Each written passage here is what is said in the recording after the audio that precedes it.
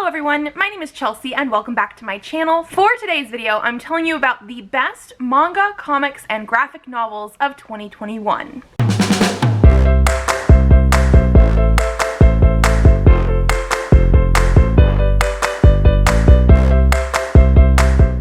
So earlier, I think last week, I had a video that was the best books of 2021, and then I also recently posted a worst books of 2021, but I read a ton of manga in the year. Actually, I think manga accounted for like 41% of my reading in 2021, so I did want to also take out the manga, comics, and graphic novels and put them in a separate video.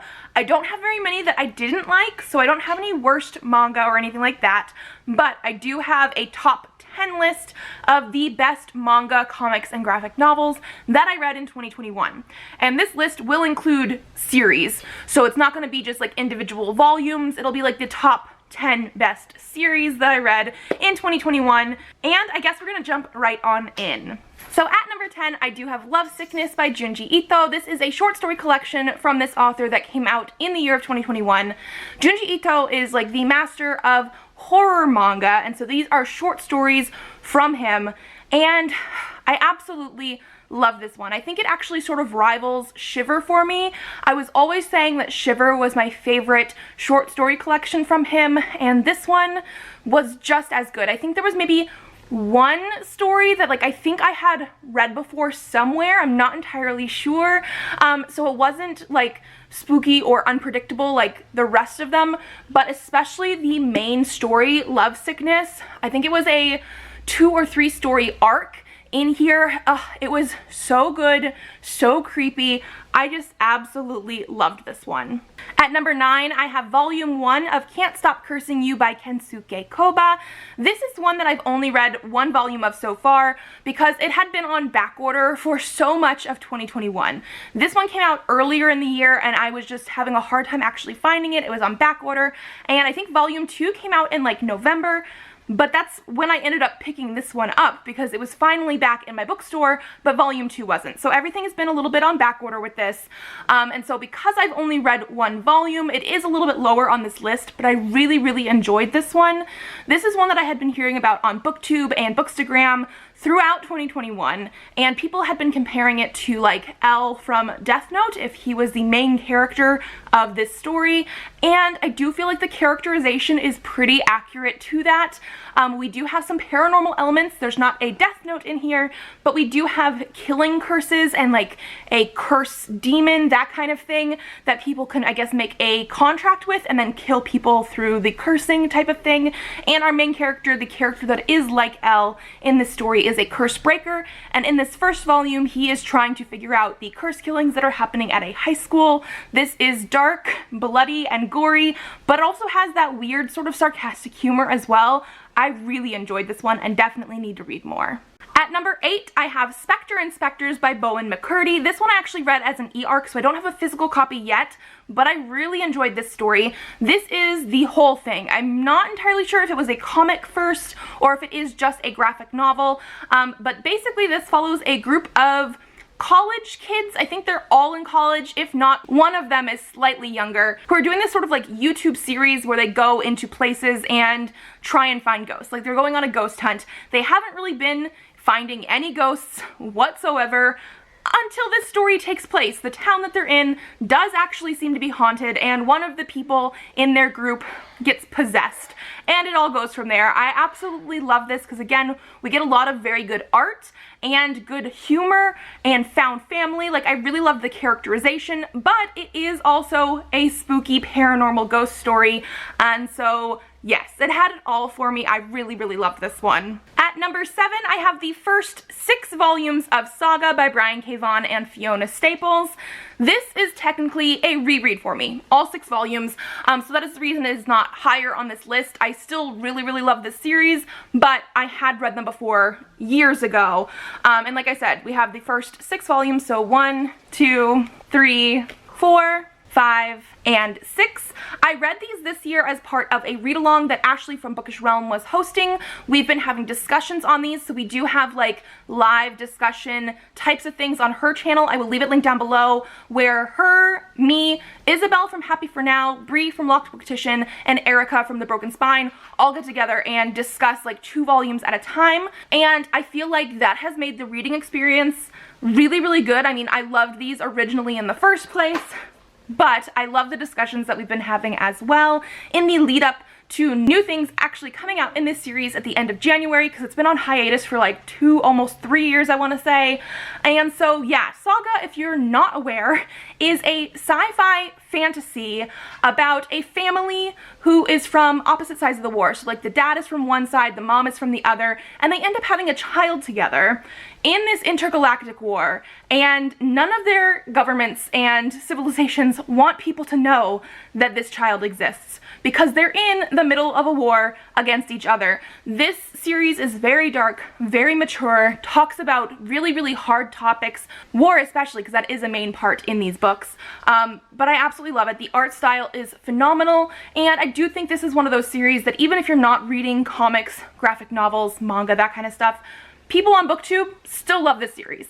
It is a great series. We are still continuing with the read-along and the discussions, but I reread the first 6 in the year of 2021. At number 6, I have the last 3 volumes of Blue Flag by Kaito. So I read volume 6, volume 7, and volume 8. So I actually think Blue Flag was my top #1 manga series, comic series, whatever it was last year in 2020, but because it is the end of the series, not as many volumes as some of the other things I've read, it is a little bit lower on this list. I still absolutely freaking love this series. This ending, such a good ending, made me tear up. Like this was so well done. I can't even like fully describe it because like I can't get into the ending, but like if you've read this, I'm sure you know, it was just so well put together. The ending was perfect for this series, and this series in general follows kids in high school who are still trying to figure out friendships, relationships, life. But basically we have like a group of 4 friends. These are 3 of the main ones. And we have Taichi and Futaba, who don't really get along at the very beginning, but are sort of trying to start a friendship and maybe have feelings for each other. And then they each have a friend who also might have feelings for them. So this is a love quadrangle situation. And we have identities in the LGBTQ spectrum that I don't feel like a ton of like coming of age manga type of stuff gets into sometimes, because that was fully what it was, is the trying to figure out who you are in high school. And I just absolutely love this series, and the ending was perfect.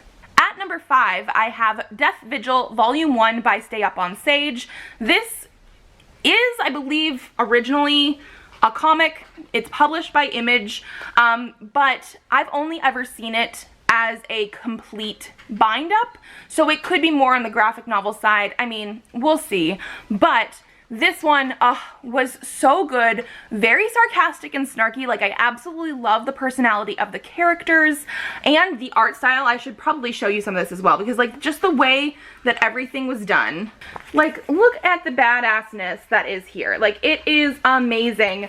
But basically it follows a group of characters in the Death Vigil who had previously died and were brought back to life by this character here in order to sort of be that Death Vigil and protect the world from demons and old gods and that kind of stuff. And yeah, this is volume 1. We definitely end on a cliffhanger, and I know we're eventually going to get more in this series. This was published, I feel like forever ago though, as this collection, and it just took me a while to read. Yeah, this, like, the first printing was in 2015. We still have not actually received like more Death Vigil. However, I do know the author, who is also the illustrator, is currently working on stuff for their Patreon, and so I believe you can see like sneak peeks that way. I have not subscribed to the Patreon or anything yet, but I absolutely love this. I love how it is dark but also very humorous. I could not put this down when I read it. At number 4, I have the first 3 volumes of Boys Run the Riot by Keito Gaku. This is the first 3 volumes that are out so far. There is going to be a 4th and final volume, I believe, January maybe of this year in 2022. I don't know when that's coming out though. I need it though, because I have given every single volume of these 5 out of 5 stars. I absolutely love these so much. We got all of these in 2021, and this is a series that follows a trans teen who still has to present as a female in high school and is still coming to terms with how to come out, how to say I am a boy, and he ends up making a friend with one of the new kids in class, and they decide to start a clothing line to express themselves better. So this does have some really tough topics in the realm of the coming out LGBTQ type of stuff, especially since this is set in Japan. We also have some talk about like outing and the fact that some people are not like on a strict binary, like I'm a girl or I'm a boy. There are people that are in between. Like, so even in this, I think this last volume, the 3rd volume so far, we've been getting into more of like the messy topics in the LGBTQ sphere. I've just absolutely been loving this. This is also own voices because the author is also trans, and I believe a lot of this plays off of some of his experiences from high school. I don't know how much the fashion part comes into it, but I'm pretty sure a lot of the conversations do. At number 3, I have the first 4 volumes of Sweat and Soap by Kintetsu Yamada. This is an adult romance series that I absolutely love. I 100% read it because of Isabel from Happy for Now. This is like one of her favorite manga series, and I wasn't entirely too sure about starting it because it is a little bit of a weird concept, but I had to start it. I'm so glad I did. These covers obviously look a little bit more mature than some of the other ones we have. And like I said, it is sort of a weird concept. Basically, we have these 2 characters here who work at the same company. She works in accounting and he works in the like scent development area because they work with like soaps and that kind of stuff. And one day he sees her and like wants to sniff her because he has like really good powers of olfactory scent, that kind of stuff, and she has a sweat problem, a perspiration problem, and so she's always very conscious about what she smells like, if she's sweating through her clothes, that kind of stuff, but like he just thinks she smells amazing, and so he is using her as like a muse, but then eventually it does turn into a romantic relationship. And even though that does sound sort of weird, I absolutely love their dynamic. I love how much they actually like want to work toward a relationship. Sometimes they have problems, but they talk through it. They are very much adults in this series. Like I think in this last one especially, they talk about how she's like in her late 20s and he's in his early 30s, and so I just love that dynamic so much. I believe the last volume in the series actually came out in January. I think it's come out already, and so I need to continue because I'm behind. I didn't start until last year, but I absolutely love these.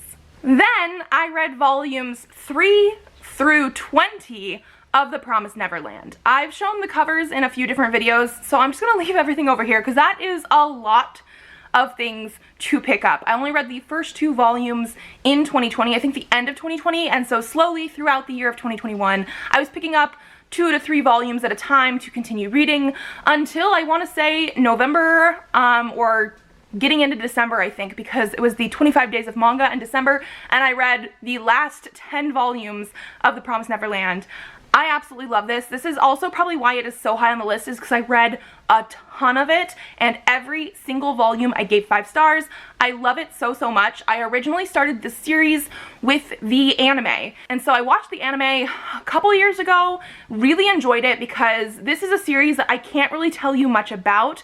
Like, I can tell you that it follows kids from an orphanage who are currently living with their mom, who is their caretaker, but like literally that is where it starts. I can't tell you anything else because so much stuff goes down. Like in these books, every single volume that you get, you don't know where the story's actually going to go. They just keep opening up the world. Like, it's not even like that they're throwing things at you. They keep opening up the world. You think you sort of know what's going on, and then they twist it and they're like, oh, actually, here's even more backstory, or here's even what's happening on the other side of this. Like, there's so much stuff going on.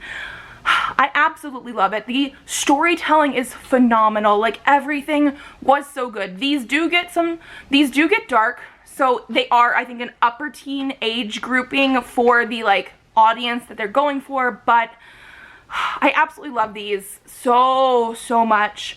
The anime, I think, goes to volume 5 4.5, 5.5, something around there, volume 5. And so if you do decide to watch the anime first, I do think it is a great way to get into it, but only watch season 1 because that is like the beginning of the story, and then read the books. The books are so good. I literally cried at volume 20. I mean, I was pregnant by the time I read this one, but I mean, I think there's a few books here that I did tear up at least at, and so that makes me love them even more. That's why they're on this list. But yes, I love this one so much. And then for my number 1, I have I Hear the Sunspot by Yuki Fumino. So actually, this is I Hear the Sunspot Theory of Happiness, which is technically volume 2 in the series, and then we have I Hear the Sunspot Limit volume 1, 2, and 3, which is technically volume 3, 4, and 5 in the series. I don't exactly know why we've split it up that way exactly. I have also heard that we should be getting more in this soon. I think they're still writing it in Japanese for 2022, so I don't know exactly when it's going to come out in English, but I love this series so much. I think I read volume 1 in 2020, but I think I originally gave the first volume 4 stars, so not a full 5 stars, but like if you look at how thick these are, volume 1 is only like half as thick as this, so there has been a lot of character progression throughout every single book that I read in this series. I gave every single one of these 5 stars, and I just absolutely ate up this story.